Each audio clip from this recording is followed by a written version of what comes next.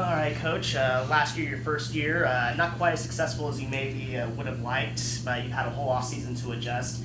What's been the biggest thing you've needed to improve on, you think, as a team for this year to be more successful? Obviously, defense. Last year, our defense was a little shaky, and we gave up a few more goals than we would have liked. So I think that's going to be our number one priority as far as improvement goes this year. I think the guys are moving along in all the other aspects of our game, but we've got to really improve that side of our game for sure. And offensively, how do you feel about how you are improving from last year toward this year?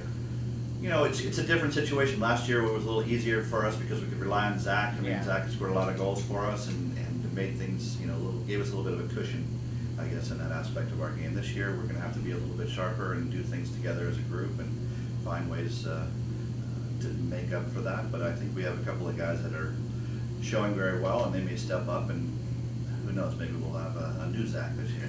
Yeah, and talk about a dynamic player like Zach Hammond, who just had an excellent season. I think he was an all-region player. So how do you go about, replacing a guy like that who's such a big part of your team?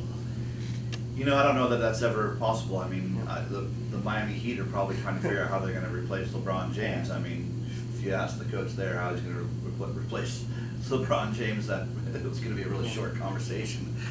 But not that Zach was LeBron for us, but replacing a special player is always difficult. Even if we bring in another player who's just as capable, it's not going to be the same type of player.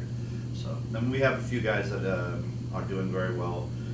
Braxton Griffin and Chuck Pitts are both some of the guys that we're going to rely on this year, and they're both doing a very good job. We also have a couple of freshmen that are stepping up.